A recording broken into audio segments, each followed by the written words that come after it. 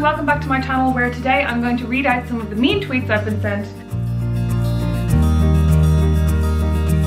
Quillon may guest star, she's here, that's her nose. But she seems to be quite calm for the moment. Since I did my last video, which was talking about nasty emails I got, I mentioned in it that I was going to read out my mean tweets. I've got so many tweets and snaps, comments asking me when I'm going to be putting up my mean tweets video. People love hearing about mean things people have said to other people, don't they? I mean, I actually do too. Whenever somebody says, oh, I just got the meanest message, I'm like, what did they say? Where did it come from? All of these tweets are from a period on Twitter where I was talking about sexism. I will link that Twitter stream below so you can go back and read it, but I was essentially talking about all of the experiences that I've had in my life where I felt threatened, or where I've been sexually assaulted, where I've been sexually harassed. All of these kind of little, I guess, micro offenses that all gathered together give me a certain perspective on feminism and on being a woman and on men. One of the first ones I got: you are a paranoid, insecure, broken person. A lot of these I think came about because I used the hashtag feminism, and there are people, anonymous people in the world, mostly in America, who love to have a go at feminists. The next guy said, I was talking about how I had got a taxi one night and the taxi driver had given out to me for getting a taxi such a short distance, and I had said to him, well, if you maybe had a chat with every man you get in your taxi and talk to them about the way that they treat, the way that they look at, the way that they touch women inappropriately, then women wouldn't feel like they have to get taxis home when they could walk. And this guy responded and said, just stay inside. Helpful. The next one, actually, this is a guy who works as a journalist for a Dublin newspaper, and he wrote to me and he said, you literally are the definition of a feminazi. I find that one really offensive, because the idea that feminism, which strives for equality of the sexes and for both genders to be on equal footing, for that to be compared to fascism, to Nazism, it's just nuts. Oh, this one is pretty straightforward. Shut up, bitch. Quillon, are you quite comfy there? This guy says, I could tweet you one about women. It will almost look just as bad. A little bit different, but I know it's all about you. I quite like that one. That he's basically saying to me, both genders do this, which you could have a reasonable argument about that, but then he basically goes, you're self-centered. I had said at the end that it might not be all men, but it's more than enough men, and if you can't understand that, then you're a part of the problem. And this guy said, and not all women are misandrous, but more than enough women. If you can't understand that, you're a part of the problem. Let me look up the dictionary definition of misandrist.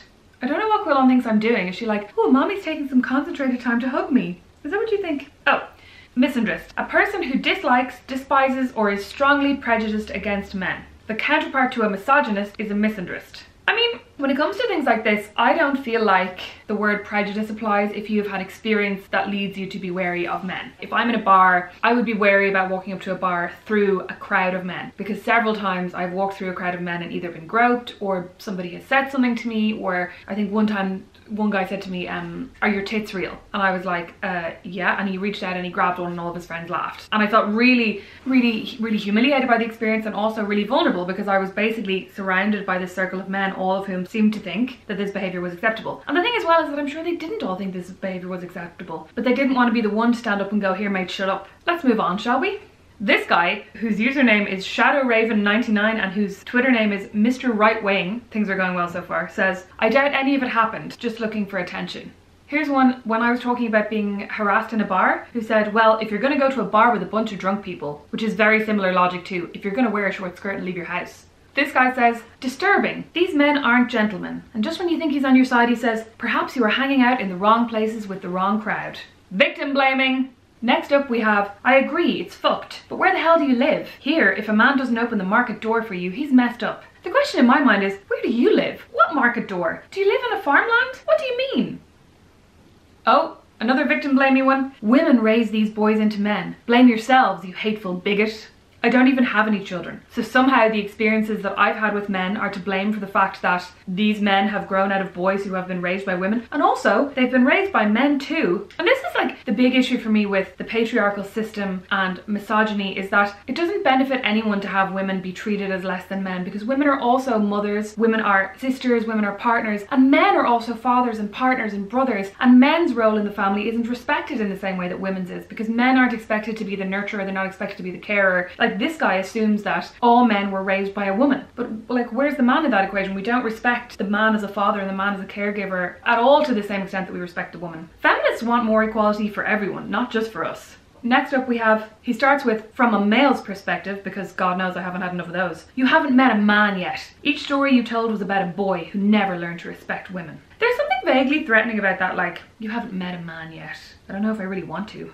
Oh, this guy. You're in Ireland, where it's full of drunks and incest brood pale redneck of the UK. I'll repeat that for those of you down the back. You're in Ireland, where it's full of drunks and incest brood pale redneck of the UK.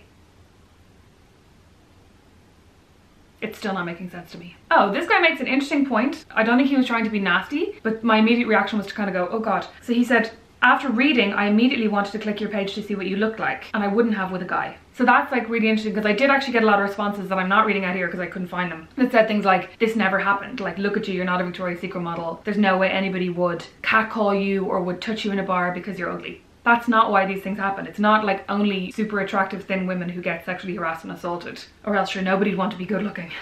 Next up we have Robert, who says, so you're saying if you surround yourself with intoxicated individuals, they behave inappropriately? Groundbreaking work. And I mean, I get what he's trying to say, but it's also ignoring the fact that not all of this happens when people are intoxicated. Not all of this is due to the influence of alcohol. It's due to the influence of misogyny. This guy says, you're never gonna get laid if all you do is complain about negative experiences all day. Get a fucking shrink, crybaby. I love how after an entire Twitter stream where I'm talking about sexual assault, I'm talking about misogyny, I'm talking about things that may have led me to be distrustful of men, he assumes that my end goal in life is to get laid. Not high on the list, buddy. And then the last one, from actually the same guy, says, wah! All in capital letters. Quit your bitching. We get it, you like attention. Bitches like you are annoying. You need some good dick. I hope you all enjoyed that little insight into what it's like to be a feminist on Twitter. Please subscribe for more videos. Hit the thumbs up if you liked this video, thumbs down if you didn't, and also please let me know in the comments what you did not like about it. Thank you so much for watching. Bye.